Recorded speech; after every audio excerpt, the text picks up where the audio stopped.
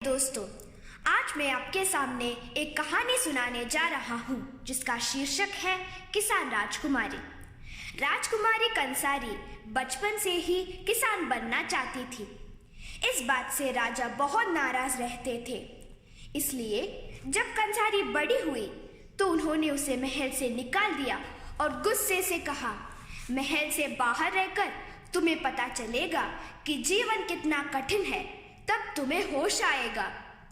कंसारी ने बचपन से संभाल कर रखी बीजों की पोटली बांधी और जंगल को चल दी। जंगल में उसने एक छोटी सी झोंपड़ी बनाई और आसपास के जमीन पर खेत बनाकर बीज बो दिए। खेती बाड़ी बहुत मेहनत का काम था, लेकिन कंसारी के 3 नए दोस्त बिल्ली, तोता और मकड़ी उसकी मदद करते। बिल्ली खेतों में चूहों का शिकार करती, मकड़ी झोंपड़ी की देखभाल करती, तोता सारे राज्य में उड़ता रहता और कंसारी को नए नए खबरें सुनाता।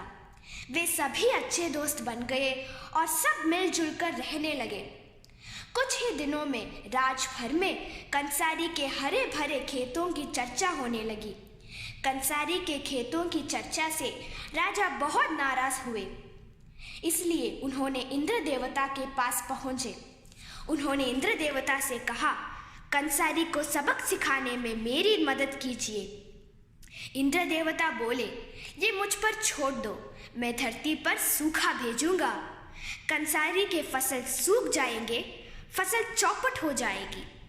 तोते ने उनकी बात सुनी और ये बात कंसारी को बता दी। कंसारी और उसके दोस्तों ने फसल नदी के नम पेटे में लगा दी।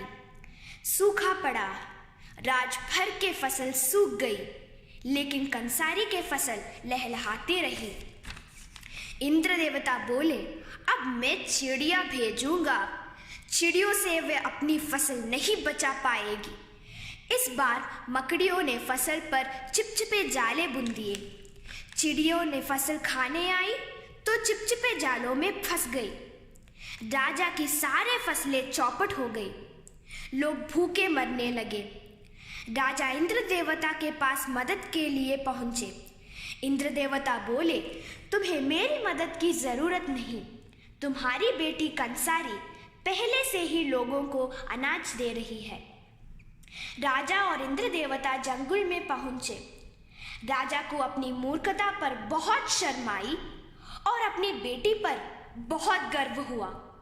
इंद्र देवता बोले, राजमहल में रहने के अलावा भी अच्छे काम होते हैं। राजा ने अपनी बेटी से माफी मांगी। बाद में वह किसान राजकुमारी के नाम से प्रसिद्ध हो गई।